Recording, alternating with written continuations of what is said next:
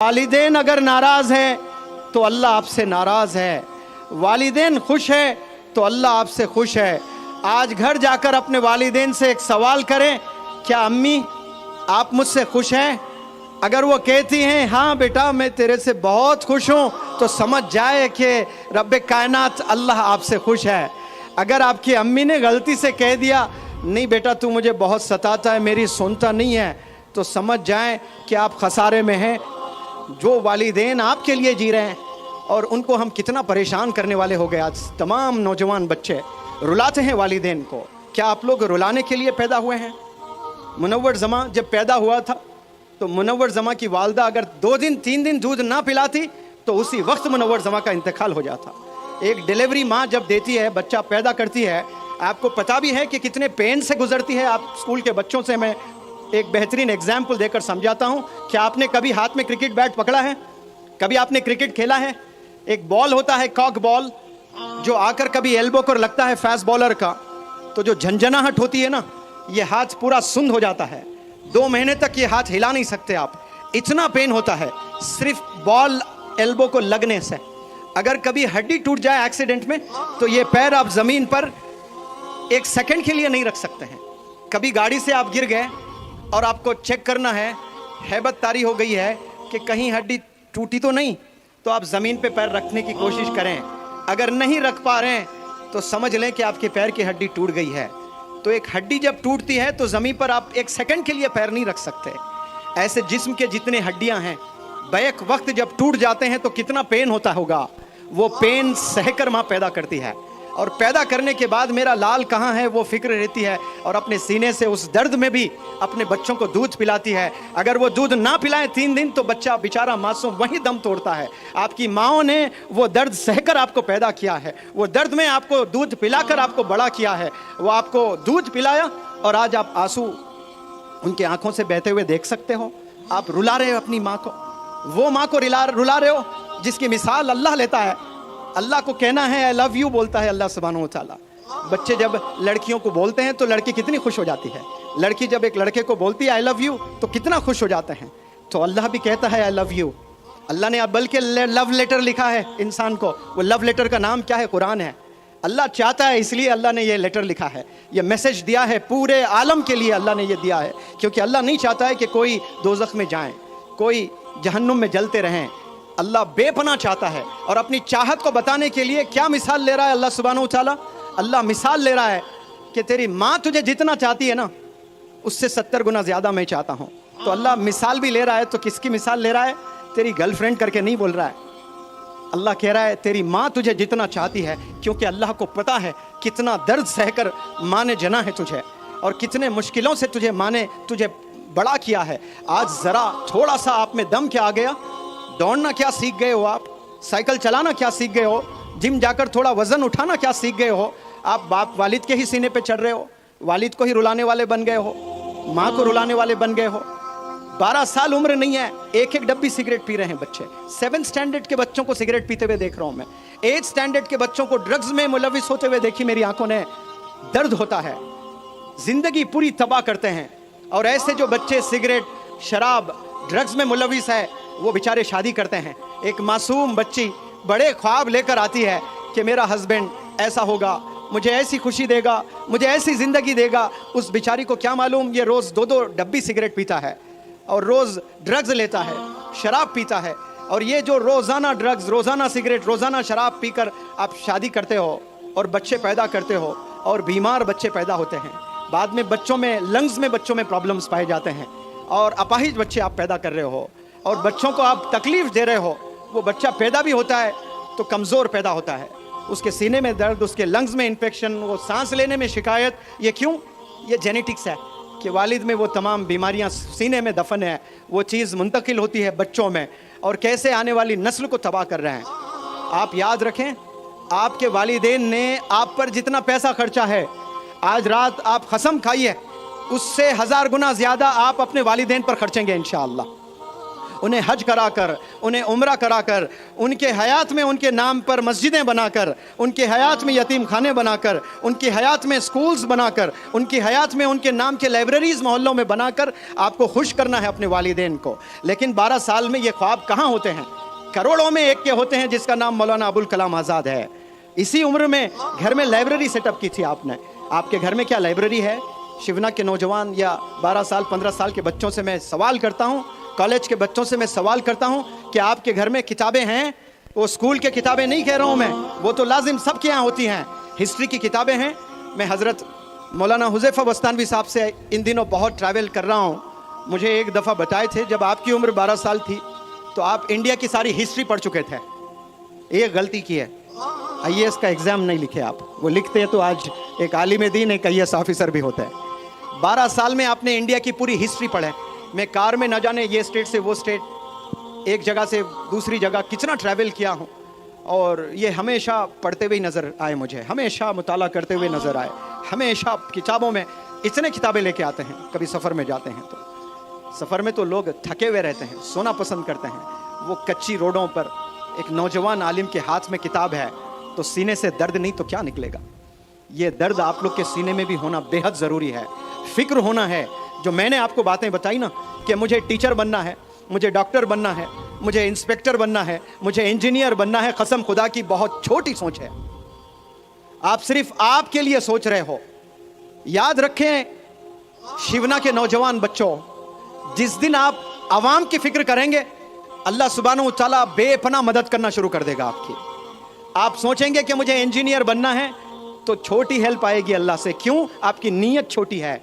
जैसी आपकी नीयत होती है अल्लाह सुब्हानहू तआला वैसे फैसले फरमाता है। इस उम्र में, कच्ची जवानी में अगर कोई नौजवान बच्चा ये सोचता है, दर्द है कि मेरे मोहल्ले में कितनी बेवा औरतें हैं, मैं अगर कामयाब हो जाऊंगा एक दिन तो मेरे मोहल्ले क्या, मेरे पूरे गांव के बेवा औरतों को मैं 5-5 हज़ार रुपये पेंशन दूंगा, कसम खुदा की। उसी पल से अल्लाह की प्रोग्रामिंग शुरू हो जाएगी आपको बिजनेस एंटरप्रेन्योर बनाने की। आपको ऐसे करोड़ों रुपयों से नवाजेगा अल्लाह सुब्हानहू तआला, क्योंकि अल्लाह को पता है कि ये बंदे में ये कम सिन उम्र में इसने एक बहुत बड़ा फैसला लिया। वो फैसला जिनके पास हजारों करोड़ों रखकर अय्याशी में गुजार रहे, इसके जेब में 1 रुपया नहीं है और इतनी बड़ी सोच रखता है ये कि पूरे गांव के, हालांकि ये मेरी जिम्मेदारी है, ये अल्लाह की जिम्मेदारी है कि अल्लाह रिस्क देने वाला है, राज़िक है, लेकिन ये बंदा जिम्मेदारी लेने के लिए तैयार हो रहा है तो अल्लाह के आसमानों में प्रोग्रामिंग चालू हो जाती है। अल्लाह इससे बेहतरीन असातिज़ा से आपको मिलाता है। अल्लाह सुब्हानहू तआला इससे अच्छे लोगों से आपको मिलाएगा। तो फिर आप एक घर चलाने वाले नहीं बनेंगे, सिर्फ अपने वालिदैन को आप खुश करने वाले नहीं बनेंगे, आप अपने मोहल्ले के परेशान लोगों को खुश करने वाले बनेंगे इंशाअल्लाह। आप लोग बड़ा सोचने के लिए पैदा हुए हैं, बड़ा काम करने के लिए पैदा हुए हैं। आप लोग सिर्फ एक जॉब हासिल करने के लिए इस दुनिया में नहीं आए। इस दुनिया में आप लोग रेवोल्यूशन दिखाने के लिए आए हैं, और रेवोल्यूशन याद रखें कुर्बानियों से आता है, मेहनत से आता है, और अच्छे काम, अच्छी सोच रखने से आता है। और यहाँ आज तमाम बच्चे ऐसे मुलविस है फ़ोन में, ऐसी ज़िंदगी गुजार रहे हैं गोया कोई अल्लाह को जवाब ही नहीं देना है आपने। और बिलखुसूस हमारे कम्युनिटी के बच्चे, ओल्ड सिटीज़ में आप जाएं, आप देखें, हर ओल्ड सिटी, हर शहर के ओल्ड सिटी जाएं, आप मुताला करें, देखें नौजवान बच्चों की ज़ुबान क्या है, वो ज़ुबान से क्या कलाम करते हैं। इतने गाली गलौज उनकी ज़ुबान पर, इतने गंदे अल्फाज उनकी ज़ुबान पर। मैं ताजुब करता हूँ कि ये गंदे अल्फाज आपके ज़ुबान पर कैसे आते हैं। मैं पूरी ज़िंदगी में मेरे अब्बा हुजूर को एक दफ़ा भी गाली देते हुए नहीं सुना। मेरे दादा एक दफ़ा भी गाली दें कभी याद नहीं आ रहा है मुझे। मेरे अब्बा हुजूर के 2 बड़े भाई थे, ताया अब्बू, वो दोनों कभी एक दफ़ा गाली, उल्लू के पट्टे, बस ये बोलते थे गुस्से में, बदमाश, बस ये सुना। कोई गाली उनके मुंह से मैंने नहीं सुना। कभी कभार मैंने बचपन में दिया होगा, लेकिन मेरे कानों ने कभी उनके मुंह से गाली नहीं सुनी है। तो वो चीज़ें मुझ में आई है। कितना भी गुस्सा आ जाए मेरी ज़ुबान पर गाली नहीं निकलती है। वो गाली इसलिए नहीं निकलती है क्योंकि मैंने अपने आप को एक मैसेज दिया है, और मैं चाहता हूं कि आप भी अपने आप से वो मैसेज दें और बहुत गौर से सुनें। मैं हर प्लेटफॉर्म से ये बात रखता हूं और आपके लिए भी ये मैं बात रखना चाहता हूं। जितने लोग बैठे हैं यहाँ पर, जितने बच्चे, जितने वालिदैन और जितने इंडिविजुअल्स मुझे सुन रहे हैं, बहुत गौर से सुने आप लोग। एक प्लेट है और प्लेट में हैदराबाद की बड़ी लज्जतदार बिरयानी है और आप बड़े भूखे हैं और बड़ी बेहतरीन नवाबों की बिरयानी है और कुत्ता आया और पेशाब कर दिया उस बिरयानी पर, तो क्या आपका मन करेगा कि आप बिरयानी खाएं? हाँ जी, बिल्कुल भी नहीं करेगा। आप लोग से सवाल करता हूं, क्या आप वो बिरयानी खाएंगे कि कुत्ते ने पेशाब पखाना कर दिया? खाएंगे आप? उसको क्या करेंगे? उसको फेंक देंगे, कूड़े में डाल देंगे उसको। तो मानो कि ऐसी ही प्लेट ये स्टेज पर रखी है, बिरयानी है, कुत्ता आया, पेशाब पखाना किया और बिरयानी ले आकर मैंने कूड़े में फेंक दिया और प्लेट वहाँ पर रखा, खाली प्लेट है। फिर कुत्ता आया, खाली प्लेट में पखाना किया और वो पखाने को मैंने फेंक दिया। गर्म पानी से आपके सामने बर्तन धोया, फिर उसमें बिरयानी डालकर आपको पेश किया। क्या आपका दिल मानेगा कि उस प्लेट में बिरयानी खाएं? हालांकि मैंने गर्म पानी वॉशिंग पाउडर निरमा से धोया। क्या दिल करेगा कि आप खाएं? मेरा तो दिल नहीं करेगा, क्योंकि मैंने उस प्लेट में कुत्ते को पखाना करते हुए देखा है। भले आप उसको धो दें, उस पर फिर से बिरयानी डालें, मन नहीं करेगा कि मैं बिरयानी खाऊं, भूखा मर जाऊं, लेकिन वो चीज़ छूऊंगा नहीं। तो एक दफ़ा आपने ज़ुबान से ला इलाहा इल्लल्लाह मुहम्मदुर रसूलुल्लाह पढ़ लिया। इस ज़ुबान से कई दफ़ा आपने दरूद पढ़ा सल्लल्लाहु अलैहि वसल्लम। इस ज़ुबान से अल्लाह इतना प्यारा नाम लिया आपने। इस ज़ुबान से मोहम्मद सल्लल्लाहु अलैहि वसल्लम आपने कहा। इसी ज़ुबान पर गाली को बिठा सकते हो लाकर? आप कैसे बिठा सकते हो? क्या ये ज़ेब देता है? एक ज़ुबान पर दरूद और उसी ज़ुबान पर गाली भी हो, ये मैच हो सकता है? बताएं प्लीज़ आप। सवाल ही नहीं है। एक दफ़ा आपने दरूद पढ़ लिया, एक दफ़ा आपने कोई कुरान की आयत पढ़ ली। आप लोग से मैं सवाल करता हूँ, जितने ख़वातीन यहाँ पर हैं, जितने नौजवान यहाँ पर हैं, जितने पेरेंट्स यहाँ पर हैं, आप सबसे एक मेरा सवाल, क्या आपने कभी अपने ज़िंदगी में एक दफ़ा कोई भी कुरान की आयत पढ़ी है? यस और नो? मुझे आवाज़ नहीं आ रही है। क्या कभी आपने अपनी ज़िंदगी में कुरान की एक आयत पढ़ी है? अगर पढ़ी है तो हाथ उठाकर मुझे बताएं, क्या आपने पढ़ा है कभी? उस ज़ुबान से क्या गाली कभी दे सकते हैं हम? जवाब दें। क्या गीबत कर सकते हैं? आज हम गीबत करते हैं कि नहीं करते हैं? गाली देते हैं कि नहीं देते हैं? कितनी दफ़ा हम गाली देते हैं? चलो आओ खस्म खाते हैं। आज से इंशाअल्लाह मैं 2 वादे आप लोग से चाहता हूं। क्या तैयार हैं आप लोग करने के लिए? वादा करेंगे आप लोग? आप जितने हाथों में स्मार्टफोन हैं वो अपना फ़ोन उठाएं, लाइट ऑन करें और आज वादा करें कि इस ज़ुबान से मैं कभी गाली नहीं दूंगा। जितने फ़ोन्स हैं अपने टॉर्च ऑन करें सब लोग। मैं एक 30 सेकंड आपको वक्त दे रहा हूं। थोड़ी जुर्रत करें, थोड़ी मेहनत करें, अपने जेब में हाथ डालें। माशाल्लाह देखें, काश ऐसे आपके जेब से कुरान भी निकलते हैं, लेकिन सारे ये लाइटें चमक रही है। ये चमकते फ़ोन इन अल्लाह सुब्हानहू तआला वो आसमान से देख रहा है। आप लोग ऐसे ही हाथ ऊपर रखें और ये चमकती लाइट आपके हाथ में हो, इसे गवाह बनाएं और मेरे साथ पढ़ें सब लोग। वादा करें कि आज से मैं कभी झूठ नहीं बोलूंगा। चिल्ला कर बोले सब लोग, आज से मैं कभी झूठ नहीं बोलूंगा। आज से मैं कभी गीबत नहीं करूंगा। आज से मैं कभी वालिदैन को सताऊंगा नहीं। चले अल्लाह ये दुआएं कबूल करे। आप लोग बैठे माशाअल्लाह, सबके हाथों में फ़ोन है। चलो अब जेब में हाथ डालो, डिक्शनरीज निकालो। निकाल पाएंगे आप लोग? आज नहीं है, हाथों में सबके फ़ोन हैं, लेकिन किताबें नहीं होती हैं।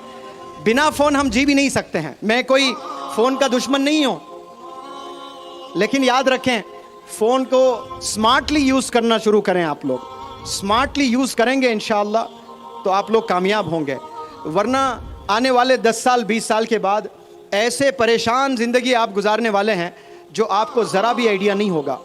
मैंने देखा 10-20 साल पहले वालिदैन के पैसों पर नाज किया करते थे बहुत से नौजवान बच्चे, लेकिन आज इतना परेशान होकर उनकी ज़िंदगी गुजर रही है। तो मैं आप लोग से बस इल्तिजा करता हूँ कि हमारी कामयाबी एक हाथ में कुरान और एक हाथ में स्कूल का बैग। आपको कोई भी अगर बंदा ये पूछें कि मुनव्वर जमा कोई बंदा आया शिवना यहाँ क्या मैसेज देकर गया, तो आपने क्या कहना है कि आज से एक हाथ में कुरान, एक हाथ में स्कूल की किताबें, लैपटॉप, कंप्यूटर, ये हाथ में हमारे अगर होंगे तो हम कल के डॉक्टर APJ कलाम होंगे, कल के मौलाना अबुल कलाम आज़ाद साहब होंगे इंशाअल्लाह। और फिर 2 वादे जो आपने किए, बल्कि 3 वादे। एक, हम लोग कभी सिगरेट, शराब, ड्रग्स नहीं लेंगे इंशाअल्लाह, आप लोगों ने वादा किया है। दूसरा वादा, इस जुबान से हम कभी गीबत और झूठ नहीं बोलेंगे इंशाअल्लाह। और तीसरा बहुत इंपॉर्टेंट, आप कभी वालिदैन को सताएंगे नहीं। वालिदैन को अगर आप सताएंगे, आप 1000 करोड़ भी अगर कमा लें, अल्लाह के नज़दीक वो कचरा है। 1000 करोड़ कुछ नहीं है, दुनिया के लिए कामयाबी है, लेकिन अल्लाह और अल्लाह के रसूल के लिए वो 1000 करोड़ कागज़ के टुकड़े हैं और कुछ नहीं है।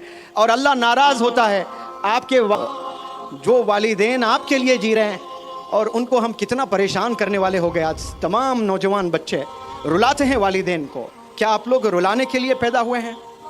मुनव्वर ज़मा जब पैदा हुआ था तो मुनव्वर ज़मा की वालदा अगर 2 दिन 3 दिन दूध ना पिलाती तो उसी वक्त मुनव्वर ज़मा का इंतकाल हो जाता। एक डिलीवरी माँ जब देती है, बच्चा पैदा करती है, आपको पता भी है कि कितने पेन से गुजरती है। आप स्कूल के बच्चों से मैं एक बेहतरीन एग्जाम्पल देकर समझाता हूँ। क्या आपने कभी हाथ में क्रिकेट बैट पकड़ा है? कभी आपने क्रिकेट खेला है?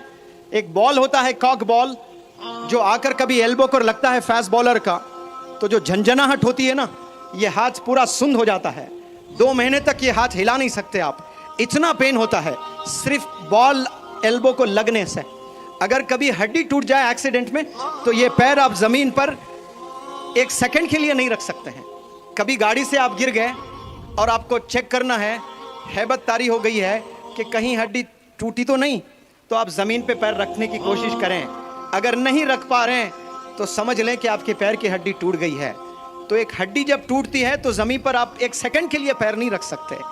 ऐसे जिस्म के जितने हड्डियां हैं, बैक वक्त जब टूट जाते हैं तो कितना पेन होता होगा। वो पेन सहकर माँ पैदा करती है, और पैदा करने के बाद मेरा लाल कहाँ है वो फिक्र रहती है, और अपने सीने से उस दर्द में भी अपने बच्चों को दूध पिलाती है। अगर वो दूध ना पिलाए 3 दिन तो बच्चा बेचारा मासूम वहीं दम तोड़ता है। आपकी माँओं ने वो दर्द सहकर आपको पैदा किया है, वो दर्द में आपको दूध पिलाकर आपको बड़ा किया है। वो आपको दूध पिलाया और आज आप आंसू उनके आंखों से बहते हुए देख सकते हो। आप रुला रहे हो अपनी माँ को, वो माँ को रुला रहे हो जिसकी मिसाल अल्लाह लेता है। अल्लाह को कहना है आई लव यू, बोलता है अल्लाह सुब्हानहू व तआला। बच्चे जब लड़कियों को बोलते हैं तो लड़की कितनी खुश हो जाती है।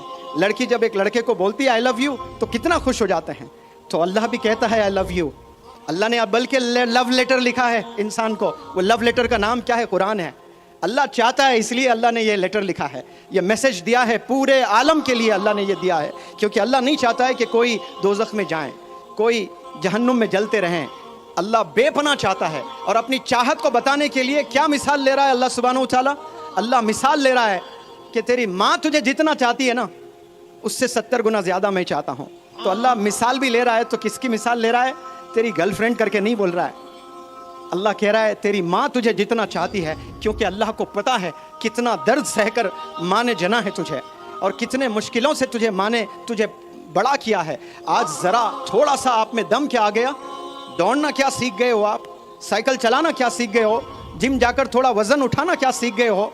आप बाप वालिद के ही सीने पे चढ़ रहे हो, वालिद को ही रुलाने वाले बन गए हो, माँ को रुलाने वाले। वालिदैन अगर नाराज़ है तो अल्लाह आपसे नाराज़ है, वालिदैन खुश है तो अल्लाह आपसे खुश है। आज घर जाकर अपने वालिदैन से एक सवाल करें, क्या अम्मी आप मुझसे खुश हैं? अगर वो कहती हैं हाँ बेटा मैं तेरे से बहुत खुश हूँ, तो समझ जाए कि रब्बे कायनात अल्लाह आपसे खुश है। अगर आपकी अम्मी ने गलती से कह दिया नहीं बेटा तू मुझे बहुत सताता है, मेरी सुनता नहीं है, तो समझ जाएं कि आप खसारे में हैं। इमीडिएट पैरों पर गिर जाएं, माफ़ी तलब करें, उनकी दुआएं लें और एक नई ज़िंदगी जीने के लिए ठान लें। मैं इस प्लेटफॉर्म से दुआ करता हूँ कि यहाँ से साइंटिस्ट, यहाँ से डॉक्टर्स, यहाँ से हुफ़ाज़ इकराम, यहाँ से उलमा, यहाँ से मुफ्तियान, यहाँ से ब्यूरोक्रेट्स, जजेस बने। और मैं सलाम करता हूँ मकतब मोहम्मदिया को कि ये 250 बच्चों पर ज़बरदस्त यहाँ काम कर रहा है माशाअल्लाह। और इस टीचर के जानिब से आपके मकादिब को मैं इंशाअल्लाह 1 लाख रुपए डोनेशन देता हूँ। जो माँ बाप को धोखा देते हैं वो किसी के साथ वफा नहीं कर सकते इस रूह ज़मीन पर। जिसने आपको पैदा किया है, आपके लिए मेहनत की है, और कितनी मेहनत की है वो रोज़े क़यामत में आपको पता चलेगा। और वो छोड़कर आप गंदे कामों में मुलविस हो रहे हैं। लोग तड़प रहे हैं एजुकेशन के लिए। काश मुझे मौका मिल जाए तो मैं स्कूल जाऊं, मैं कॉलेज जाऊं, लेकिन अल्लाह ने आपको स्कूल भी भेजा, कॉलेज भी भेजा, यूनिवर्सिटी भी भेजा, लेकिन आपने कभी फोकस नहीं किया एजुकेशन पर। याद रखो नौजवान बच्चों, ये गुनाहों से आपने बचना है। अपने वालिदैन को धोखे में मत रखें। पहला जो रोल होता है आपका, जिंदगी का पहला सब्जेक्ट है वो बेटा और बेटी, उसमें आपने 100 मार्क्स ले आने हैं। ले आओगे आप लोग 100?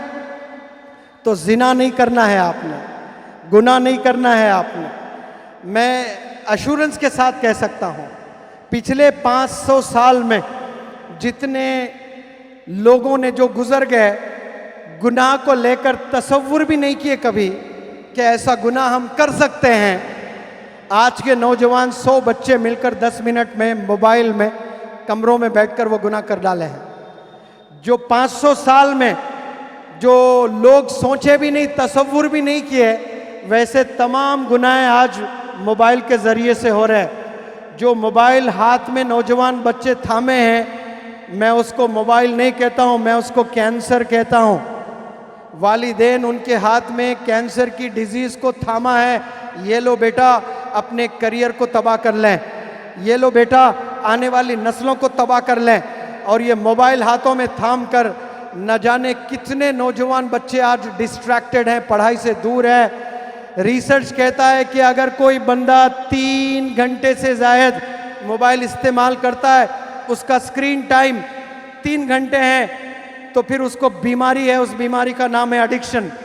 और जो बंदा एडिक्टेड हो जाता है फिर वो कहीं का नहीं रहता है, वो नस्लें खराब हो जाती है उसकी। 2 महीने पहले जो वर्कशॉप मेरा हैदराबाद में हुआ, एक 8th स्टैंडर्ड का बच्चा ट्रेनिंग लेने आया था कोई स्टेट से। वो स्टेट का नाम भी नहीं बताना चाहता हूँ मैं, उस स्टेट को बदनाम भी नहीं करना चाहता हूँ, क्योंकि हर स्टेट में अच्छे बुरे लोग होते हैं। उस बंदे के बाप ने बताया कि मेरा बेटा 8th स्टैंडर्ड में है और इसका स्क्रीन टाइम 17 घंटे है। कितने हैं? 17 घंटे रोज मोबाइल देखता है। एक नौजवान बच्चा आया, यतीम था, उसका बाप का इंतकाल हो गया था। 4-5 एकड़ जमीन थी, 4-5 एकड़ जमीन थी। वो जमीन बेचकर नशा करने लगा। दिन में 70 सिगरेट पिया करता था। हमने 1 महीने में उसको 7 सिगरेट पर लाकर छोड़ा। वो 7 को हम 0 भी कर सकते थे, लेकिन वो अकड़ के वहीं मर जाता था। कोई बंदे को एक साथ नहीं छोड़ सकते, टैपर करने के लिए कम कम करना होता है। तो 70 सिगरेट नौजवान बच्चे पी रहे, 17-17 घंटे मोबाइल देख रहे। जिंदगी तबाह कर लोगे, आंखों में कैंसर आ जाएगा। वालिदैन को चाहिए कि आप अपने बच्चों के साथ बैठे वो पढ़ते वक्त में। मेरे एक दादी का किस्सा सुनाता हूँ, बारिश होने दें, थोड़ा सा भीगे, जोश आएगा इंशाअल्लाह। मैं जब 10वीं जमात में था, 40 बच्चे पढ़ते थे मेरे क्लास में और मेरा रैंक आता था 25-25। मुझसे 24 बच्चे अच्छा पढ़ते थे और कभी 55%, कभी 60% आते थे मुझे, कभी 55, कभी 60% आते थे। मेरी दादी कभी स्कूल नहीं गई, ए के बाद बी नहीं मालूम था मेरी दादी को, बी के बाद सी होता है ये नहीं मालूम था मेरी दादी को, लेकिन बोर्ड एग्जाम मेरा था ये मालूम था। सिर्फ बोर्ड एग्जाम के 3 महीने कबल, 90 दिन पहले से आपने मुझे रात में 3 बजे जगाना शुरू किया, 6 बजे तक 3 घंटे वो चेयर, 2 चेयर रखती, एक चेयर पर वो बैठती और एक चेयर पर मुझे बिठाती और कहती पढ़ाई करो। अब 6 बजे तक मैं 3 घंटे रोज पढ़ता था और 3 घंटे सिर्फ रोज नहीं पढ़ता, ऐसे 3 महीने पढ़ा, 90 दिन पढ़ा, 270 घंटे पढ़ा। फिर फजर की नमाज पढ़कर मैं मैथ ट्यूशन पढ़ने जाता था और उसके बाद बोर्ड एग्जाम दिया तो मुझे 55% से 82% आया। उस जमाने में 82% यानी 95 के बराबर है। और क्लास में मैं 3rd बेस्ट स्टूडेंट था, 25 नंबर से जाकर मेरा कहाँ 3रे नंबर पर मैं। तो जब मैं रिपोर्ट कार्ड लेने स्कूल पहुंचा, जो टीचर्स ने मुझे पढ़ाया वो टीचर्स ने तंज किया मुझ पर। वो तंज क्या कहकर किया, तूने जरूर चीटिंग की होगी एग्जाम में, वरना तुझे 3rd रैंक कैसे आता है, हमेशा 25 आता तुझे। मेरी दादी ने अबू आसिम साहब वो काम किया जो मेरे पूरे स्कूल के टीचर्स नहीं कर पाए, और वो दादी जिनको ए के बाद बी नहीं पता था, आज बैठते हैं सारे औरतें पाकिस्तान की सीरियल्स देखते बैठते हैं कि रमजान में मुझे यही यही यही ड्रेस लेना है। आप बताएं, मूवीज देखते हुए, इंस्टाग्राम देखते हुए माएं बैठी हुई हैं। आज तमाम माओं से, तमाम दादियों को मैं अपील करता हूं कि मेरी दादी जैसा आप काम करें और एक मुनव्वर जमा आपके घर से भी निकलेगा इंशाअल्लाह। जितने दादियां हैं, एग्जाम से सिर्फ 3 घंटे कबल, 3 घंटे पहले आपने मेहनत की है, 3 महीने तक, तो ऐसा रिजल्ट आया है। आप लोग, आपको पढ़ाई नहीं भी आती है तो आप अपने बच्चों के साथ बैठकर सिर्फ देखते रहिए उन्हें। जैसे वालिदैन को देखना भी इबादत है। हर गरीब हज नहीं कर सकता है, उम्रा नहीं जा सकता है, और जिनके पास पैसा है वो पैसे से उम्रा तो कर सकते हैं, लेकिन उम्रा कबूल हो रहा है कि नहीं हो रहा है कोई गारंटी नहीं है। हज कबूल हो रहा है नहीं हो रहा है कोई गारंटी नहीं है। लेकिन आपके घर में बाप है और वो कमरे में सोया पड़ा हुआ है, सो रहा है, और आप बाप को देखकर मुस्कुरा रहे हो, मकबूल हज का सवाब है, और ये रोज पा सकते हो सवाब आप। जो लोग मशक्क़तें कर कर हज पर जाते हैं, कबूल होता है नहीं होता है कोई गारंटी नहीं है, लेकिन याद रख लें आपके घर में आपके वालिद है, सिर्फ मुस्कुरा कर देखें आप, इबादत है। इसको इबादत समझकर आप, मैं माओं से इल्तिजा करता हूं, क्लास में स्कूल से आने के बाद रोजाना 3 घंटे आप अपना मोबाइल ऑफ कर लें, लॉकर में डाल दें। मेरी दादी की तरह बस कुर्सी पे ऐसा बैठे रहें और देखते रहें, नजर रखें बस। इंशाअल्लाह आपके घरों से डॉक्टर APJ कलाम पैदा होगा, आपके घरों से इंशाअल्लाह मौलाना अबुल कलाम आज़ाद आएंगे, आपके घरों से फिर top business entrepreneurs Ratan Tata फिर से पैदा होना शुरू हो जाएंगे इंशाअल्लाह। ये वालिदैन का बड़ा किरदार होता है, वालिदैन बहुत बड़ा रोल अदा करते हैं। एक बात कह के मैं मेरी बात को ख़त्म करता हूँ। मेरी एक स्टूडेंट है राजस्थान की, उसको एक बीमारी है, बोन वाली बीमारी। वो ऐसी बीमारी, गिर जाते तो हड्डी टूट जाती। उसकी 7 दफा हड्डियां टूट गए थे पैर के। कितनी दफा बोले जोर से? 7। और 17 ऑपरेशंस हुए थे पैर के, और वो बौनी थी, राजस्थान के छोटे गांव में रहा करती थी। तो उसके खानदान में उसके बच्चे वगैरह, भाई बहन, सबको यही बीमारी, जो बौने बौनियां होते ना छोटे छोटे हाइट के, सबको वही बीमारी थी। जल्दी बात खत्म करता हूं, सुन लें। तो वो बाप ने घर छोड़कर दिल्ली चला गया, किसी और औरत से शादी कर ली उसने, क्योंकि घर में बड़े प्रॉब्लम्स हैं। तो दिल्ली जाने के बाद वो बच्ची पढ़ना चाह रही थी, लेकिन हेल्पलेस थी, बाप नहीं था तो कैसे पढ़ती।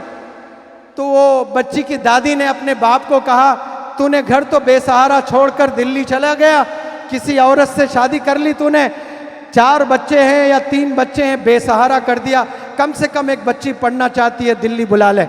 तो उस बाप ने उस लड़की को दिल्ली बुलाया।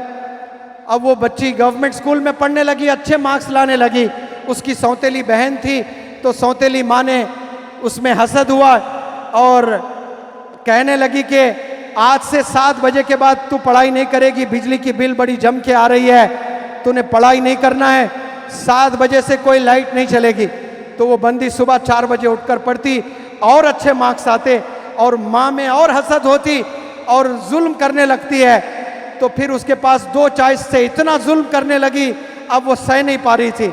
तो लड़की के पास में 2 चॉइस थे, या तो राजस्थान वापस चले जाएं या फिर कुछ नया कदम उठाएं। उसने राजस्थान वापस नहीं गया, यमुना विहार के स्लम्स में जाकर 9th स्टैंडर्ड की बच्ची अकेली स्लम्स में रहकर, अकेले स्लम्स में रहकर वो पढ़ाई करने लगी। ट्यूशन पढ़ाते हुए वो 20-30 रुपए कमाते हुए अपने महीने का गुजारा करती थी।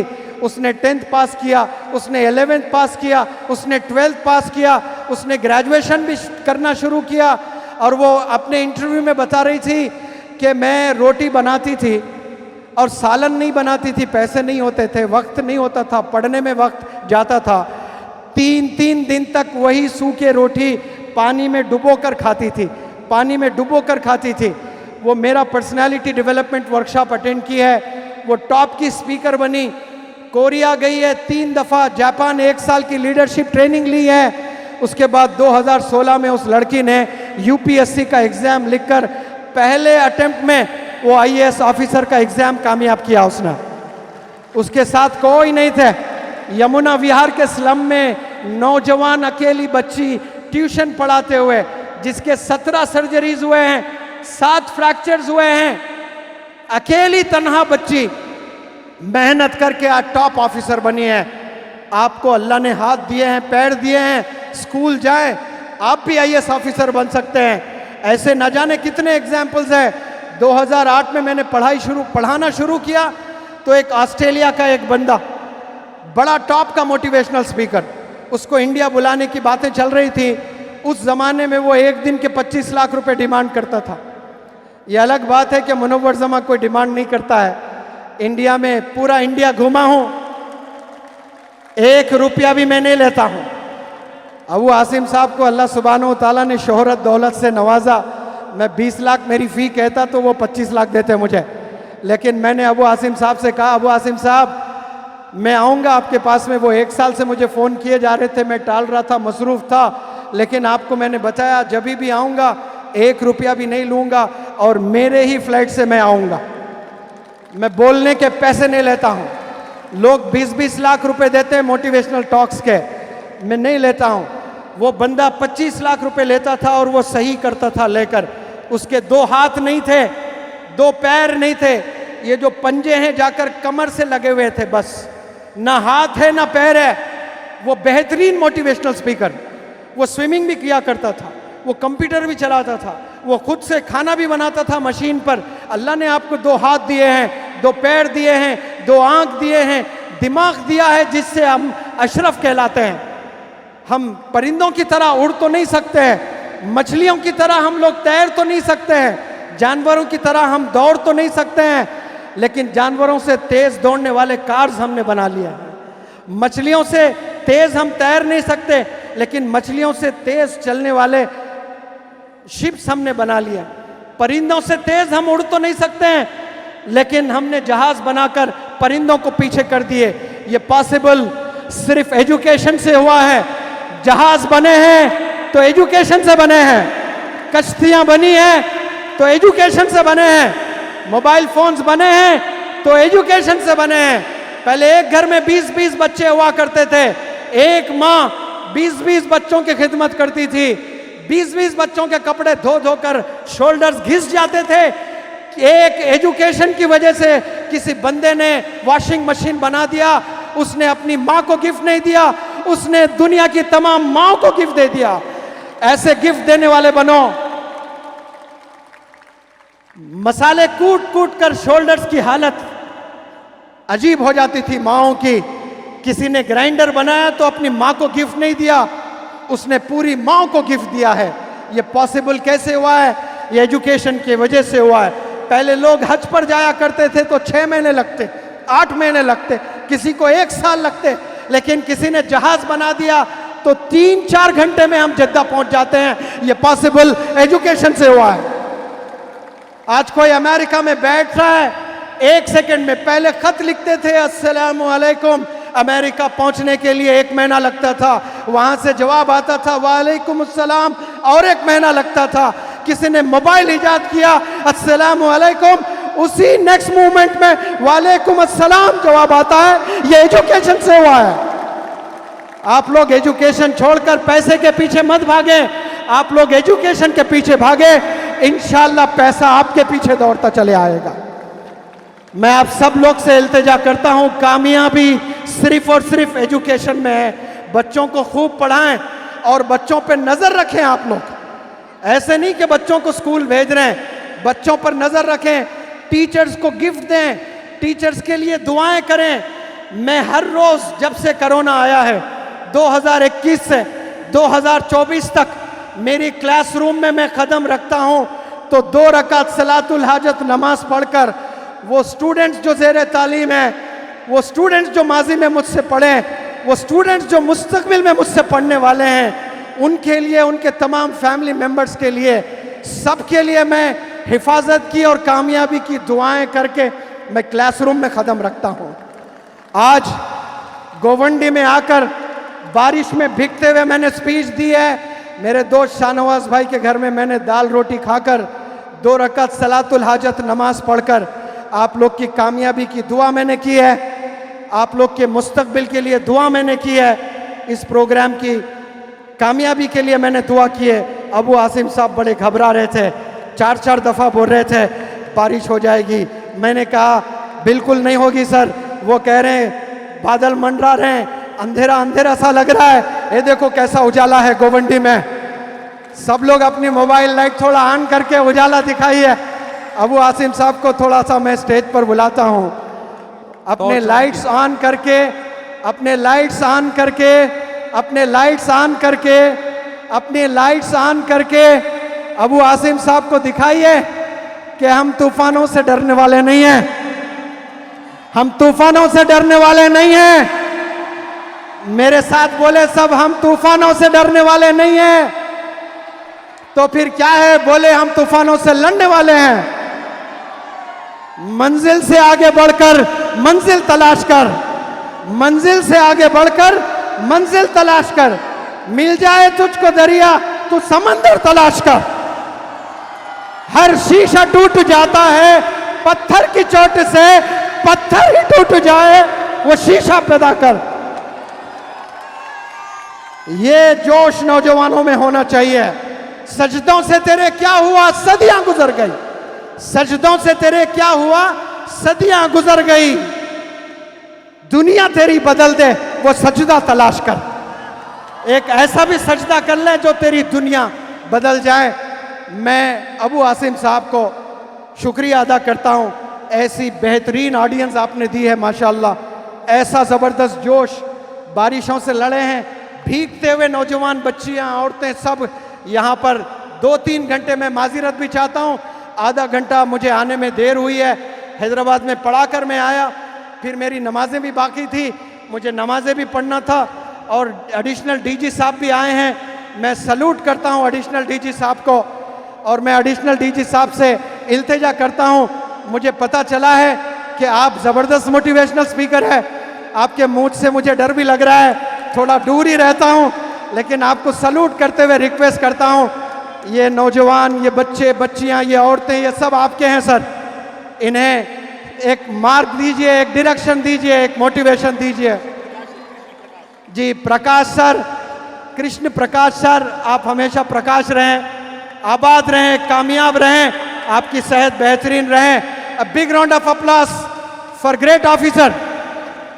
Thank you so very much. आली जनाब मुनव्वर जमा साहब, आली जनाब। जिसने जिंदगी फिदा कर दी आप पर, उसको आप तमाशा मारते हो मुंह पर। जिसने अपना खून पसीना लगा दिया आप पर, आप उसको रुलाते हो, आप उसको परेशान करते हो। जब आप पैदा हुए थे बेपनाह खुश थे कि मेरे घर रहमत आई है, लड़की पैदा हुई है। इसका सिला 15 साल में नौजवान बच्ची दे रही है किसी के साथ भागकर।